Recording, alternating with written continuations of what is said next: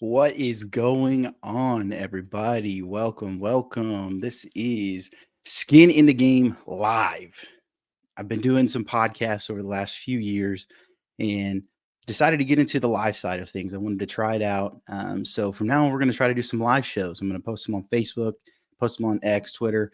I'm going to do YouTube as well. So you can find all of the live streams there at SITG Show, Skin in the Game, hosted by one and only Austin Thompson, aka OZ. So today we're going to dive into kind of 4 different topics. And so starting with, we know it's week 11, Chiefs versus Broncos. And I have a question for everybody in the chat. If you drop a comment, I can pull it up on the screen and we can discuss. This is a show about conversation. It's not just a one-sided kind of show. If you feel like you want to comment something, bring up a discussion, feel free to. But I want to start off with a question. And the question is my wife and I had some friends come in from Colorado this weekend. So not Broncos week, but the bye week for the Chiefs. And so we take them out to dinner. We took them to Char Bar, which was great, but not one of the top tier Kansas City barbecues, but that's for a different discussion. So we took them to Char Bar. We're sitting there talking about the Chiefs. They're friends. They're really big Broncos fans. And so we kind of get into this discussion, and one of our friends make a comment that says, "Can't you believe that the Chiefs and the Broncos are rivals?" And I had to stop her because I was like, I don't think the Chiefs and the Broncos are rivals. It hasn't been like that for 30 years since John Elway.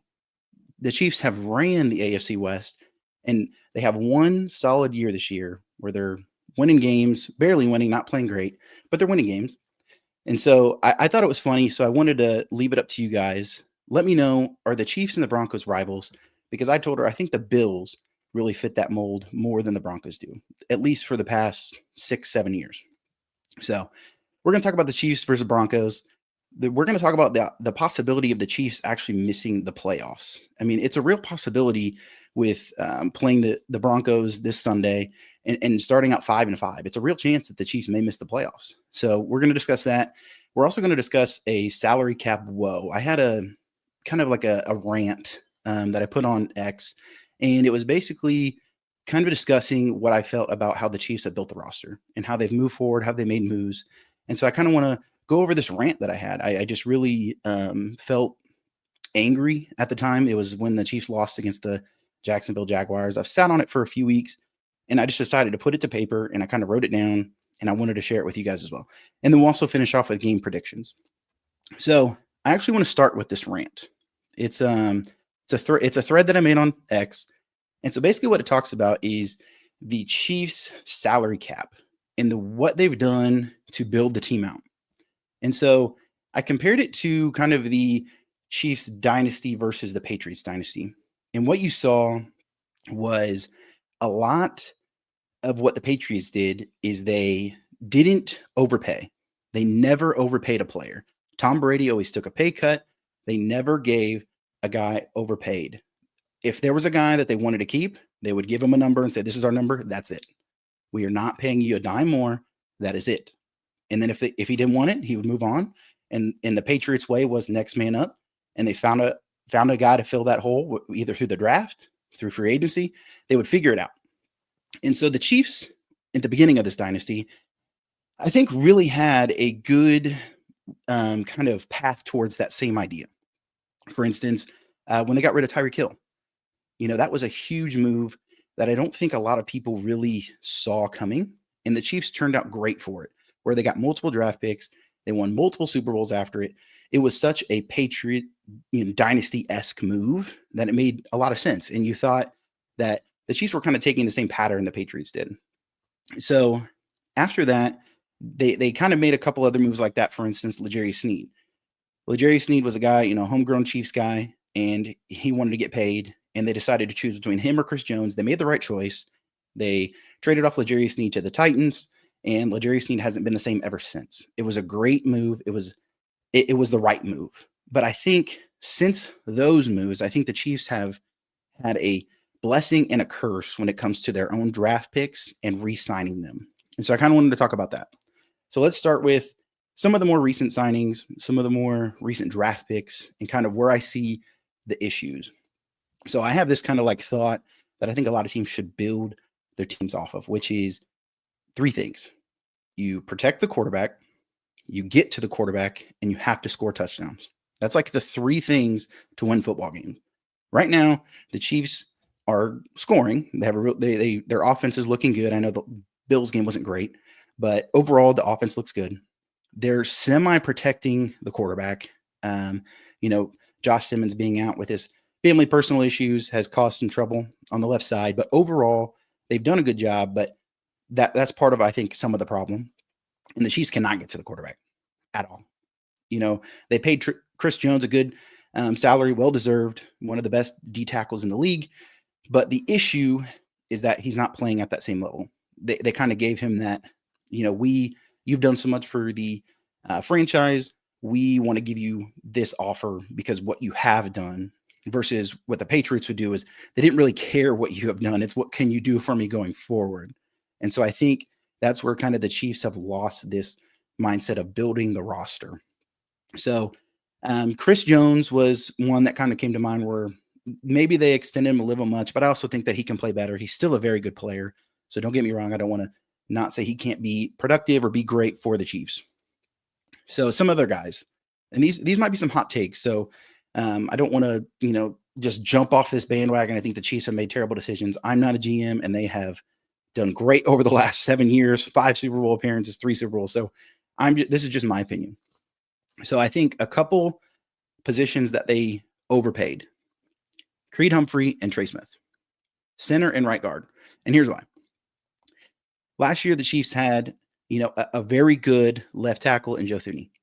We saw him. He played like an all-pro, was very good at the left guard position. And the Chiefs made a good move. They decided, you know what? Let's trade him to Chicago, get some assets for him so we don't have to pay this guy that's a little bit older and that may be losing productivity going forward. And what did they do? They end up putting a second-year player, Kingsley Suamataia, in at left guard, and you have not seen a step missed. Kingsley is growing. He's getting better, but you can't tell me that Joe Thuney and Kingsley are not playing the same, that they're not giving you the same production. And so why I think Creed and Trey are overpaid is because I think you could have used that money somewhere else. Creed and Trey are one of the top. Creed is a top 3 center paid, and Trey Smith is a top guard and a top 2 right guard that is paid. So we've paid top 3 and top 2 salary to guys that I think you could have got somebody cheaper and got similar production.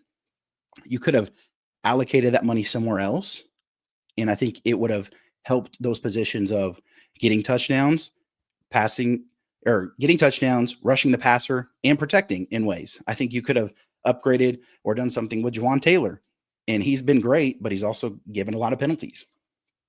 And you got lucky by signing Jalen Moore to a larger deal. I mean, some people would say 2 years, $30 million. I mean, that's a big deal. You're basically signing that to start the guy, and you're not starting him. I mean, it worked out because Josh Simmons needed to, take care of family. But in reality is Josh Simmons was a slam dunk that fell to you, and he's going to be the left tackle for the next 15 years for the Chiefs. But you overpaid for Jalen Moore. And these are positions where I think you could get more production for less amount of money from somebody else. I mean, Mike Caliendo, backup guard for the Chiefs, perfect example. The guy stepped in for Joe Thuney when he had to go to left tackle last year and played crazy until the Super Bowl. He was good until the Super Bowl. I mean, it was insane. So I think there's some positions there on the offensive side for sure. I think that they overpaid. I think they could have used that money somewhere else. Another instance is Travis Kelce. I mean, he is definitely the epitome of you're paying me for what I've done, not what I can do. I think you could get similar production. Again, I love the guy. He's been great, done a great job for the Chiefs, and he's a homegrown, going to retire Chief. But there's got to be this mentality of if you want to be a dynasty, if you want to keep winning, you got to cut it off before it gets ugly. You got to let guys go. And the Chiefs gave him the money for what he did and not what he can do. You're paying a guy almost $20 million. And that's a big cap spot, guys. I mean, we're talking a lot of money when it comes to a guy that he might give you 700 yards, but so is Hollywood Brown. Hollywood Brown's going to give you 700 yards, and you're paying him $7 million with, $11 million with signing bonuses and whatnot. So there's money that could be reallocated that could have upgraded weapons. For instance, running back, you're paying the running back room $3 million total. I mean, we're talking about Pacheco, who gets nothing, Kareem Hunt, who gets $1 million, and then Brashard Smith, a 7th-round pick. You could have went out and upgraded the running back room, helped Mahomes in different ways, gave him more weapons. Rashee Rice is going to turn out to be a steal because of the things that he's got into, his injury, tearing his ACL. Those are things that have helped the Chiefs in ways of being able to pay him because they're not going to have to pay him top market. He's probably going to come in at a much lower rate. Xavier Worthy fell to you. You made a trade, and he's decent. I mean, he was good last year, rookie year. I think he's taken a step back now that Rashee Rice is in and kind of taken over the role. And I don't know. We'll have to see how he turns out. But Mahomes needs help. And this is money that could have been allocated different ways. There's 2 more guys that I think are overpaid as well. And one's on the defensive side, one's special teams. So I love this guy. I've got 3 different jerseys for him. But Nick Bolton is overpaid. And the reason why is, again, production. I think he's great. He's literally one of the best, I think, pursuit linebackers I've ever seen. And the Chiefs, they love paying their home guys, and I get it. I do. But he's overpaid when you can use that somewhere else. You went and got Drew Tranquil for less price. Not saying that Drew is better than Nick Bolton. But again, it's all about the bang for your buck. Where can you spend the money the least and get the most production out of them? And I don't think Nick Bolton is in the case where he makes that much money that you couldn't have got a guy for $2 or $3 million less, and he wouldn't give you the same results. I just don't see that. And finally, I think it's Harrison Butker. He's been one of the best kickers in the league by far. But again, I think he's overpaid. I think, especially the way he's been playing this last year and later last year, and then this year, the way he's been playing, it's crazy. It's crazy to think that you're paying the highest paid kicker and he's out there missing, 40-yard field goals. Like that can't happen. That's not a thing. I just don't think I don't think it's right. I think they made a mistake, and not that they can't win the Super Bowl, not that they can't be a playoff team. This doesn't affect this year, and it may not affect next year, but you're going to look 3-4 years down the line, and the Chiefs' salary cap situation is going to be bad. And it's getting there now. I mean, it is getting there now. It is getting bad to the point where you have what I wrote down as future bills are coming up. We have future bills, and that's Rashee Rice and Trent McDuffie. Those are decisions you have to make. You have to make decisions on 2 of your best players on the team. And you had a chance to re-sign McDuffie last year during the offseason. You could have got him before the Sauce Gardner deal, which we'll see how that turned out, and he got shipped off to the Colts. But you could have got Trent McDuffie for cheaper than Sauce Gardner. Now you see Sauce Gardner's numbers. Now you see the value that Sauce Gardner was put at being traded. You could have traded him. You could have traded him for first-round pick and a third. You could have got some value. Not saying I don't think that Trent McDuffie is a great corner. He's one of the best corners the Chiefs have had in a long time. But now you have to make a decision after this season. Are you going to pay him or not? You're going to pay him $30 million a year. You're going to pay him more than Chris Jones. It's a tough situation to be a GM, and I don't want to be Brett Veach. I don't. Now, Rashee Rice, you're still going to have to pay him a decent amount, but you are getting a discount. And so if I had to choose between the two, if I had to choose between Rashee Rice or Trent McDuffie, I'm choosing Rashee Rice. I think you're getting a guy that's going to score touchdowns, and you're getting him for a cheaper value. Period. It goes with my 3 rules. Get to the passer, get to the quarterback, score touchdowns, protect the quarterback. Those are the positions you need to be paying. And you saw in the offseason, they re-signed George Karlaftis to this kind of extended deal. It was a good deal as far as money-wise, but George Karlaftis is not performing. And that's a problem. That's a real problem because he's not overpaid necessarily, but you spent money on the pass rush and the guy's not getting to the quarterback. And that's an issue. When Josh Allen can sit in the pocket all day, have a look at crossers or across the field because nobody's getting to him when they're rushing 4 and 5. It's an issue. It's an issue, and that's not a way to win. The formula is not let a guy sit in the pocket for 5-6 seconds and be able to find a receiver that get open. You can't ask your corners to cover those guys that long. It's important that the Chiefs were able to find a pass rusher, whether it's in the draft, whether it's in the offseason. And the other thing is you got to find a guy that played running back. They had a chance at the trade deadline to trade for Breece Hall. The Jets were giving everybody away. They traded Sauce, they traded Quinn Williams, and Breece was available. Breece was available for a 3rd-round pick. And the Chiefs said, nope, we're good. But that is an opportunity that you could have got a guy. And to the credit, he is going to be a free agent in the offseason. So you are a little concerned about that. You are a little concerned that you've traded an asset for a guy that might leave. But in reality, what you would think is Breece is going to play well enough that he would want to stay, and then you would re-sign him. And you have your running back position filled for the next 4 years. And it took a 3rd-round pick. But instead, they decided to hold on to the pick, and they don't value running back at all. They don't value running back. They don't value running the ball. And he decides, I'm going to run the ball for the first drive. We're going to run it 50-50, go 50% pass, 50% run, and then see ya. It's out the window. I don't need running backs unless it's 3rd and 1. So I get it. I do get it. But this is not how the Patriots, who were consistent, not that they didn't have a huge break or huge gap between their Super Bowls, not that that's not a thing. They did have a huge gap, from 02 to 10 or whatever it was. They had like a 10-year gap, whatever it was. But they were consistently good. They were consistently 11-5, 12-4, 13-3. And the Chiefs have been consistently good, but you can see that they're declining. You see the decline as it goes over the last 3 years. The record was good last year, but they won every game. They won 11 games by 1 score. And you see the record this year. I mean, they're 5-4. Now, are we having a different conversation if they beat Jacksonville? Maybe. Maybe it's not such a problem. Maybe it's not, panic. Maybe I'm not having a segment called Miss the Playoffs if they're 6-3. Maybe not.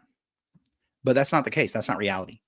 The reality is that Chris Jones didn't get effort, didn't try to stop Trevor Lawrence, who fell twice, and they lost a game they shouldn't have lost. Period. Chargers was a reasonable loss. Game 1, you're playing in Brazil. It's opening week. It's a rivalry game. AFC West. Okay, I get it. 0-2 when you play Philly.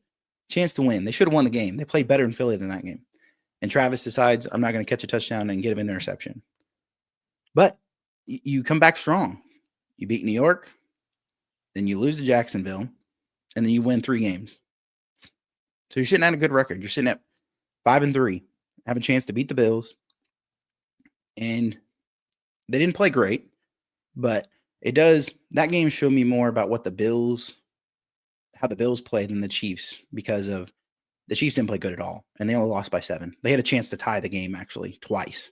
They had the ball with 5 minutes left, down 7, and they had a Hail Mary attempt at the end of the game. That almost got caught.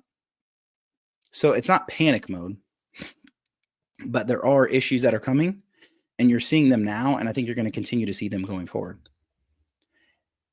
So here's just some, identity that follows the Patriots. When you look at dynasties, you have to look at what they did to stay relevant. The Patriots from 2001 to 2019, so we're talking 19 years, 19 season, 18 years. They did not have a player over the 10% of your cap. So no player was paid more than 10% of the cap for the Patriots in that 19 seasons, 18 years. The Chiefs this year alone have guys who make 10, 8, and 9. You're looking at Juwan Taylor, who makes the most, who we all agree he's probably not a Chief next year. See ya. Kelsey, who makes 8, and Chris Jones, who makes 9. So you're looking at 3 guys who are potentially more or pretty close to that 10% of the cap. And the Patriots didn't do it once over that span. And this is my point, is that I think the Chiefs value what players have done versus what they can do going forward. And that's the problem. It's cutthroat. It is so cutthroat. It's not a fan kind of mentality. It's not I want to cheer for these guys for the next 10 years. Like this certain player that the Chiefs draft and you grow to love. That's not it. But we are about winning Super Bowls, period. That's what the Chiefs want to do. They want to win Super Bowls.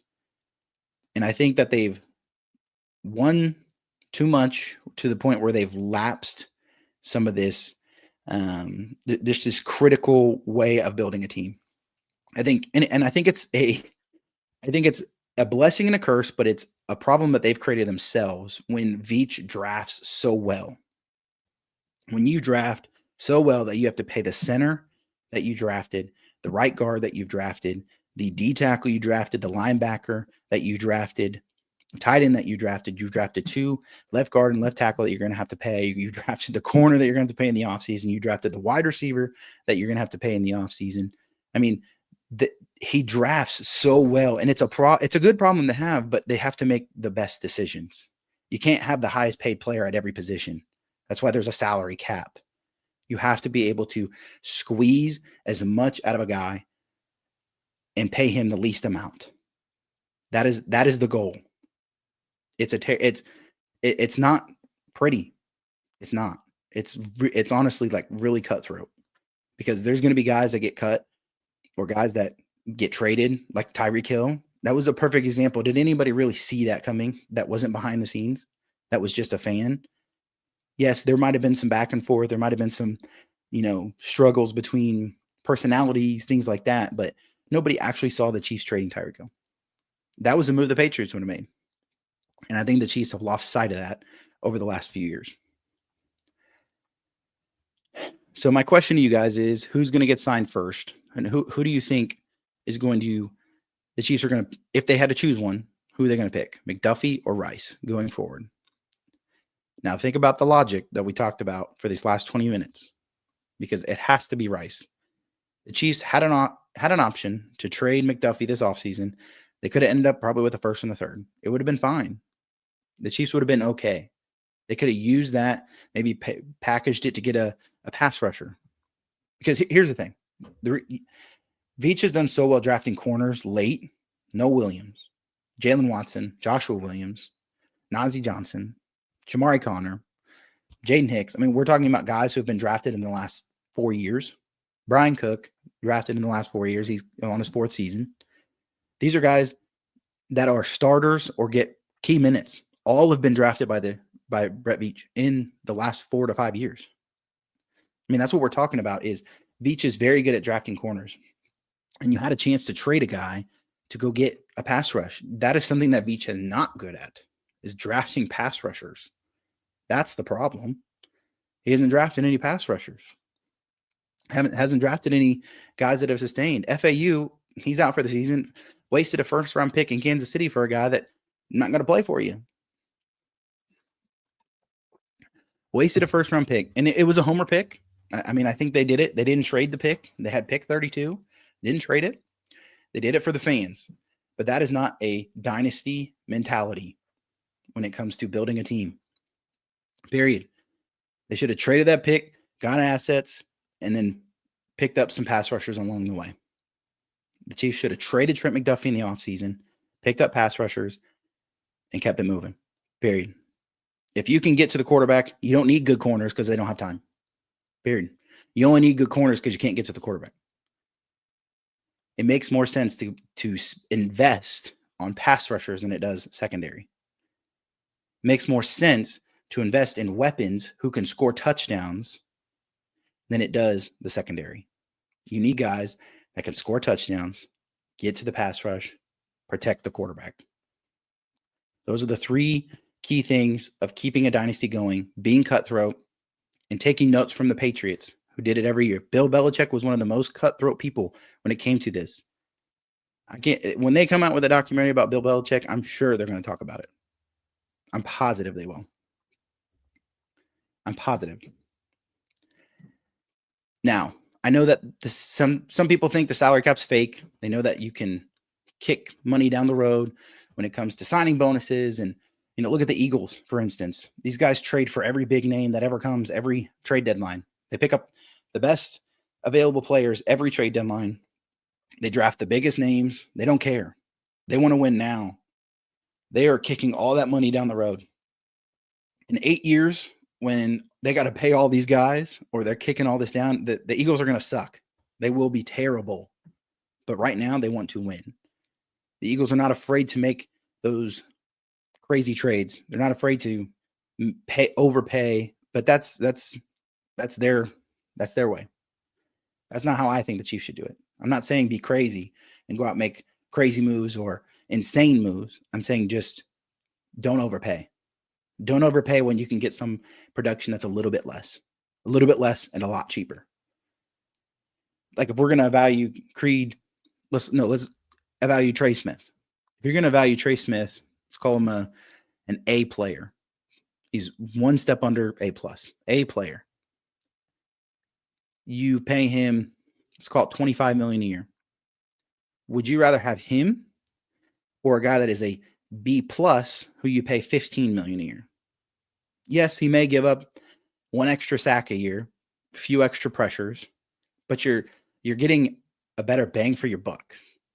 You're not overpaying a guy who, he's not playing that great. He's injured, but he's not playing at that A+ level, but you're paying him A+ money. I think that's where the Chiefs are going to continue to struggle if they continue to use that mindset, if they continue to think these guys helped us win Super Bowls, we owe them. No, they were on the team, they contributed, they got Super Bowls, but you don't owe them going forward. That to me is a bad way to build a team. That is a bad way as a GM to build the team going forward. So let me know in the comments. I want to hear some thoughts about Rashee Rice or Trent McDuffie. As we move on to the next segment, we're going to talk about Chiefs versus Broncos. So Broncos are sitting at 8-2, and they 5-0 at home. This game, Chiefs versus Broncos, is in Denver. We're playing Mile High 325. The Chiefs are 5-4. Haven't played great. Could be 6-3. Maybe should be 7-2. But the Chiefs are sitting at a 5-4 record.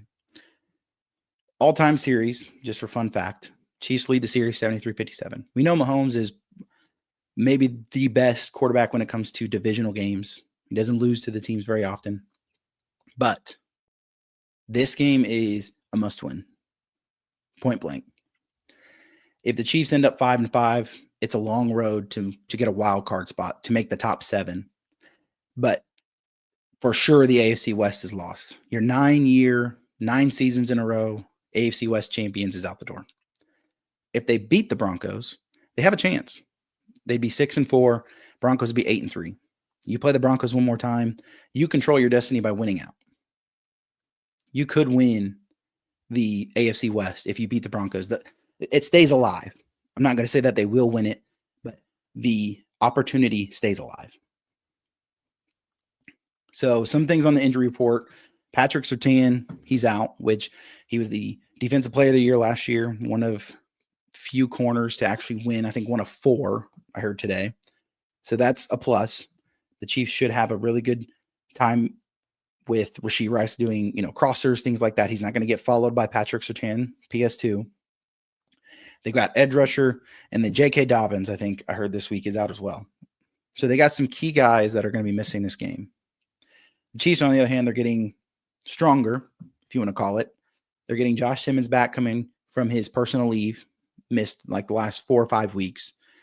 The way that Jalen Moore played against the Buffalo Bills, I think we're all pretty happy that Josh Simmons is back. Jalen Moore, I think, is going to be a great replacement for Jawan Taylor next year at right tackle, but right now, I think Josh Simmons is the guy. We'll see. Andy Reid hasn't officially announced that Josh Simmons is going to start. He's kind of kept it to himself. But I would assume if he's back, if he's practicing, that he's going to start because the Chiefs know it's a must win. Trey Smith, questionable. I think he'll play unless that back is just, the back spasms are crazy. And then, you'll probably see Mike Caliendo get in there again. But overall, I think Chiefs are pretty healthy going into this game. So when it comes to kind of looking at what I would watch or what I would pay attention to, it's the O-line versus the D-line. The Broncos are like the top 5 in sacks. Chiefs are bottom 10 in sacks. And with kind of the mix-up that the Chiefs have had on the O-line this year, I think you're really going to see Denver try to get to Mahomes. I mean, Buffalo gave them a blueprint last week or 2 weeks ago, really showing how to beat the Chiefs. And it's really get to the edge. Don't let Mahomes scramble and make a play, and don't let him step up in the pocket. Mahomes gets happy-footed. He loves to get antsy. He loves to make plays. You have to live with him. That's something that I try to tell everybody when, you get upset because Mahomes is trying to run around, do a 360, and he ends up throwing an interception, or he ends up getting sacked, or Kelsey ends up trying to do a lateral and he throws it out of bounds, or when Tyreek Hill used to catch it and he would run back 5 yards just to get 1 extra yard. You have to live with those things because you are asking those guys to be Superman and to be playmakers, but you have to live with those things because they can't do it every play. But they have to do those crazy things to get to that superhero level. So you have to live or die by it. And I don't think Mahomes is afraid to do that. Mahomes is one of the best scrambling, creative artist quarterbacks that the game's ever seen. The improvisation is insane. So I don't think that it's necessarily I don't think that Mahomes is going to not show up. I mean, we know who he is. I don't think we have to question that what he's going to be able to do. He plays his AFC West opponents better than any quarterback has ever played their division. But I think the D-line versus the O-line this week is something to look at. I think it is an issue. So now with J.K. Dobbins being out, you're going to see R.J. Harvey, who, if you don't know, and nobody that's paid attention to the Broncos, he's their rookie running back. And I think the Chiefs have struggled against running backs this year more than they have in the past. And so what I mean by that is usually they're very good against the run, but this year the defense seems to have taken a step back in general, which you don't like to see because the last 3 or 4 years, the Chiefs have been carried by their defense in certain ways and in certain games, especially where the offense is played.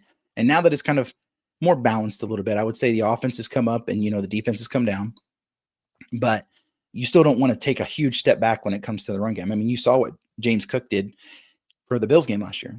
I mean, it was last week, not even last year, last week. He put up over 100 yards. Chiefs haven't done that since, I think I heard 2023. I think it was 20. I can't remember who it was, but they hadn't given up a 100-yard rusher since 2023. And that's a problem. I think Denver's going to want to come out and run the ball.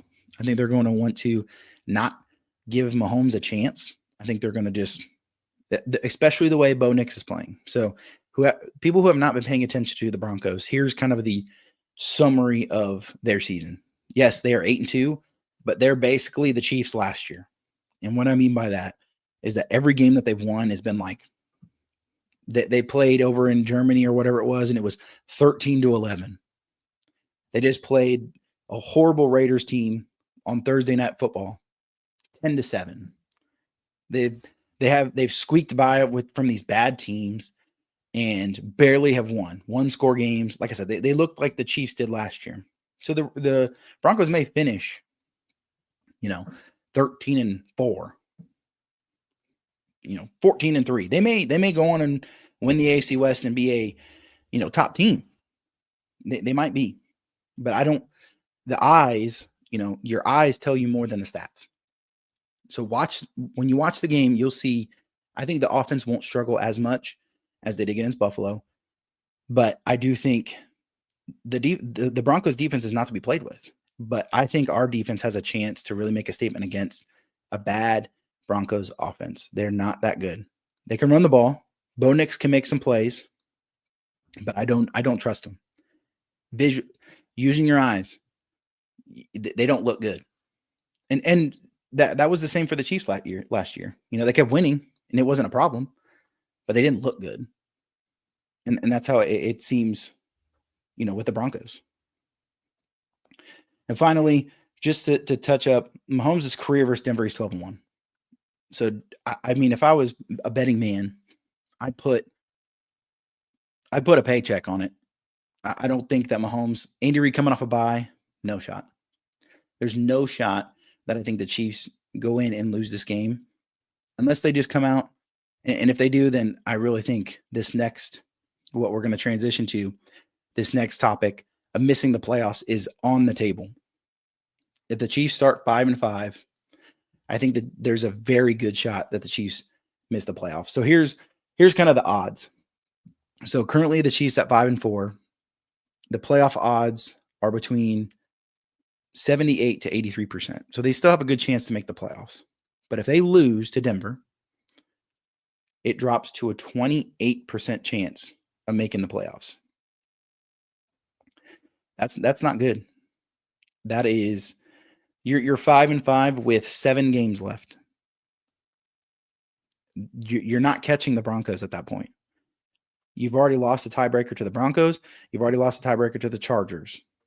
And Chargers is probably who you're going to be fighting for that 7th seed in the AFC wild card.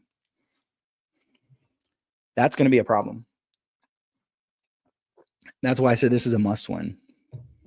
Because if the Chiefs don't win, you play Broncos Sunday, Colts, who I think are frauds. I think they're not as good as their record. I think the NFL has been really weird this year. It almost seems like a lot of the teams that were bad are now good, and all the teams that are good are now bad. But I think the Colts are frauds. And then you play Dallas on Thanksgiving. Those are 3 games you should win. You should be coming after Thanksgiving 8-4. And the whole season's turned around. The season is saved by winning these next 3 games. Now, if you lose this game 5-5, 500, I couldn't tell you. I think the last time I saw a Chiefs team Mahomes led under 500 was the year they started 3-4 in the first 7. They ended up winning the Super Bowl. So maybe my opinion doesn't matter. History may show that it doesn't matter. The Chiefs just want to get to the playoffs, and that might be true. That might be true that they just want to limp into the playoffs, at this point at least. They may just want to limp to the playoffs because, they know what they can do. They're proven, and they don't need to prove it to anybody. They don't need home field advantage. They don't need the bye week for the playoffs, and they just want to get in. They just want to get there. It reminds me of like a LeBron team, when he was running the East with the Cavs. They didn't care. Just get to the playoffs. Get to the playoffs because I'm going to win it and get to the finals. And at least try to win the finals. And that's what it seems like the Chiefs may be doing. Their mentality, at least, is the regular season doesn't really matter. It doesn't matter. As long as we make it to the playoffs, our track record shows that with Mahomes at quarterback, he's making it to the AFC Championship game, period. It doesn't matter.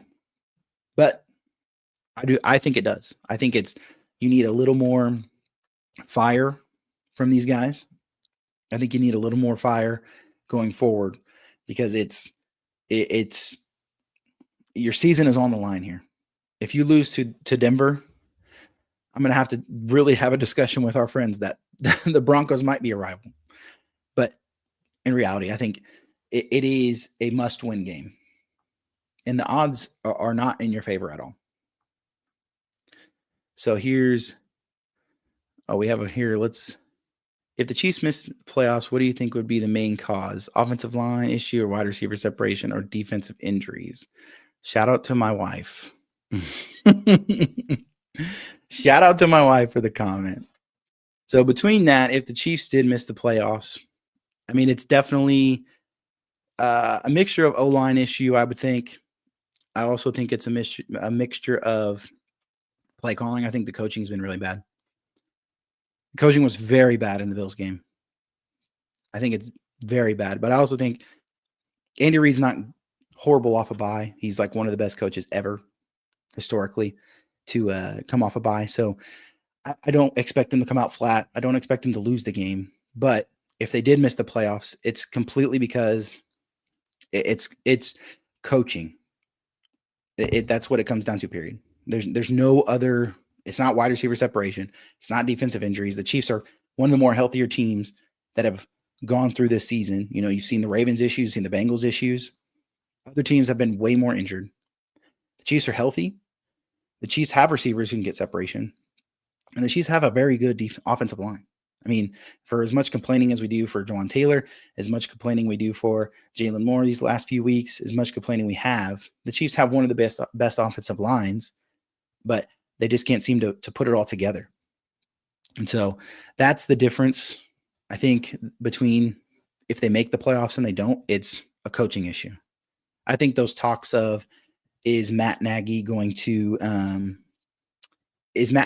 be a coach next year? I think that's really, after the Titans fired their coach, he was kind of in talks about becoming head coach for the Titans after the season. But I think really, it's a coaching issue, and I think Matt Nagy gets on the hot seat, especially if the offense doesn't look good. Spags is not going anywhere.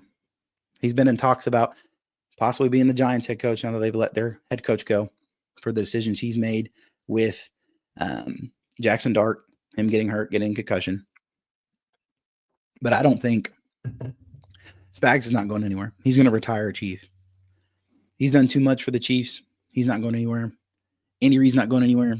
Andy Reid's got a good 3-4 years left. So somebody's going to have to be on the hot seat.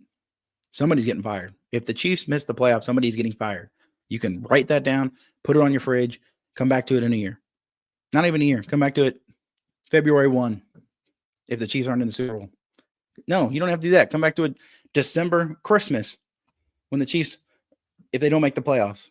And you can say Austin said Matt Nagy will be fired. Somebody's taking the blame. Won't be a player. And here's another thing.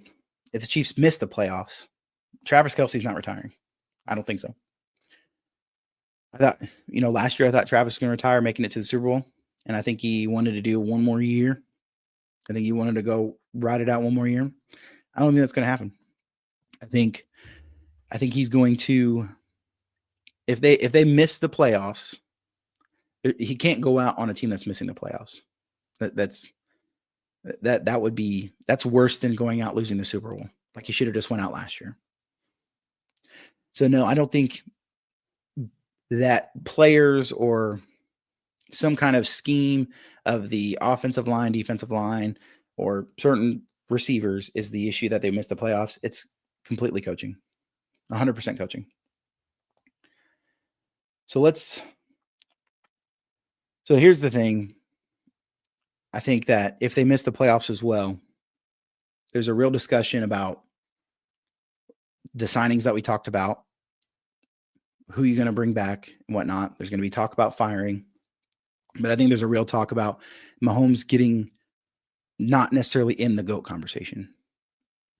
I don't think that they're, at least from what I can remember, I don't think there was a time where Brady missed the playoffs because of his play, the way he played, where he played a full season. I don't remember the Matt Castle year. I think Matt Castle actually did end up, they barely missed the playoffs. I think they finished like 11-5 and they missed the playoffs. But it's hard to argue for a guy that in his prime, with some of the best players around him, best coaches around him, ends up missing the playoffs. There's no, that's a hard argument. I'm not saying he has to get to 7 Super Bowls to be in the GOAT conversation. I think he's one of the best quarterbacks that's ever played, but that's a very hard conversation to have when everybody was healthy. Yeah, everybody, there was no major injuries. Nobody tore their ACL. Nobody was out for the season. No, I got my best receiver back with plenty of energy in week 7. Headstrong heading to the playoffs. But I missed him. And there's going to be some accountability put on Mahomes if they do miss the playoffs. I really think there's going to be a real problem all around. The Chiefs fans have been spoiled, man. They've been spoiled the last 7-8 years, winning Super Bowls, winning, getting to the AFC Championship game every year since Mahomes taken over, being good. And there's a real opportunity this year where the Chiefs get put back in their place, and you're like, wow, they missed the playoffs. It's crazy. Crazy to think about. All right, so let's talk about the game. Let's talk about the game itself. Kind of give my predictions. So the over-under 45. I think this game is going to end up, my prediction is that this game ends up 24-21, right at 45. So if you're a betting person, I'd put the money on, more than likely the money on the under, because I don't think it's going to be a high-scoring game. I just don't. I think it's going to be one of those games who can control the clock. You know, a lot of people thought the Bills versus Chiefs a couple weeks ago was going to be a high-scoring game. No, it never is. It surprises me when the Chiefs do score more than 30. Not that their offense can't, but it's more about team strategy against the Chiefs, where the goal is to keep Mahomes off the field. I mean, that is the strategic way of winning against the Chiefs. Is part of that strategy is how long can the offense hold the ball to keep Mahomes on the sideline? How long can we make these 90-yard, 11-play, 10-minute drives? Take up a whole quarter. I can't remember who did that a few weeks ago. There was a team the Chiefs played where they didn't get the ball until there was 4 minutes left in the first quarter. That was insane. I thought for sure. Was that Washington? I think it was Washington. I think it was insane. I really thought the Chiefs were going to lose that at that point. That was a crazy strategy. I love that. If that's what I would do if I was playing Chiefs. Mahomes is not getting the ball, period. We're going to run the ball. We're going to run the ball. We're going to take our time. I'm running 40 seconds off the clock every play we run. We're not running out of bounds. We're keeping it between the sidelines. And I'm running 40 seconds off the play. I'm running 3 plays to get a first down, and I'm taking my time. Because what that does is it slows down rhythm. I think that's what Sean Payton's going to do.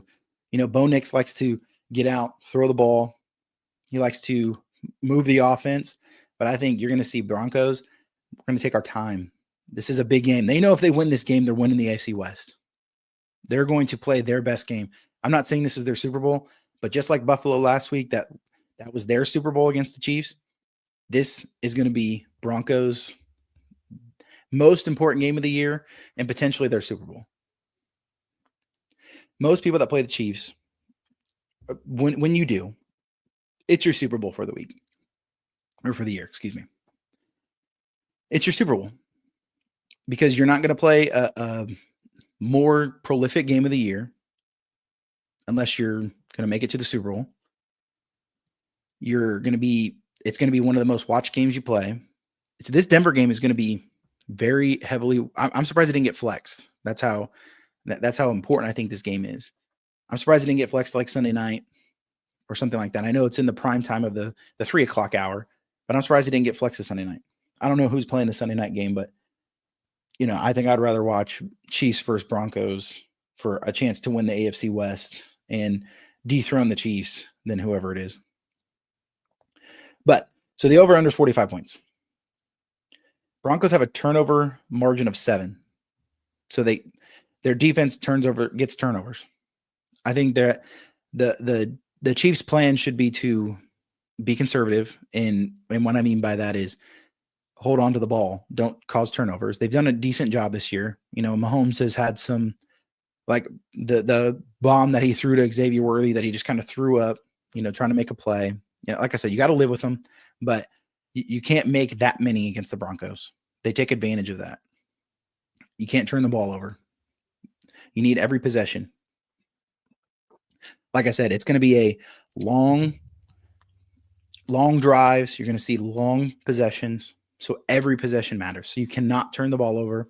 You're lucky they're missing some guys. They're missing, like I said, PS2, Patrick Surtain II. They're missing a key edge rusher. They're missing Alex Singleton, one of their best linebackers, and I believe he's a good coverage linebacker as well. You're missing guys. But that doesn't mean that takes away from the Denver's game plan, Denver's defense. Like I said, they have a blueprint from last week showing how to defend Mahomes. We know the Bills have built their squad to just beat the Chiefs. They've centered their squad around beating the Kansas City Chiefs. But Denver, I think they're a little bit better on the defensive side, and I think there's a potential that turnovers are going to decide the game. What you're hoping for as a Chiefs fan is Bo Nix continues to play like he has, which is not great, and you're hoping that he throws 1 or 2 picks. You need extra possessions. You need to the Chiefs should be making a statement this game.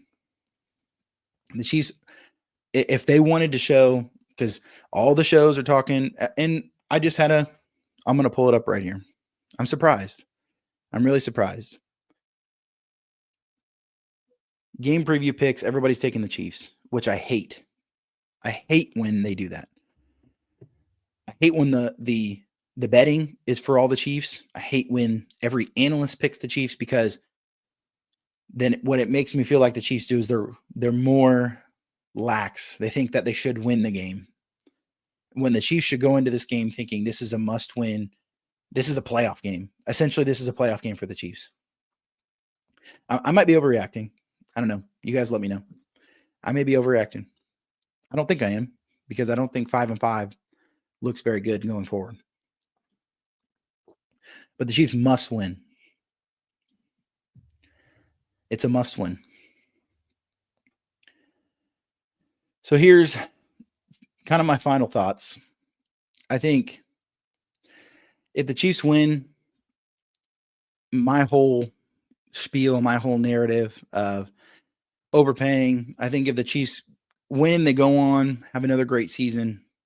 They finish, let's call it 12-5. That's a lot to ask. You got 4 losses right now through 9 games, 10 weeks. And you're asking to finish 12-5. That's a lot, guys. Their schedule's not great. It's not a super hard schedule. Let's pull it up. The schedule's not hard, but that's one of those situations where you're really looking at, like, are they going to take every game serious? So here's the remaining games. You've got Chiefs, Broncos, Colts, like we talked about, at home. Then you play Dallas on Thanksgiving. Then, if it would pull up,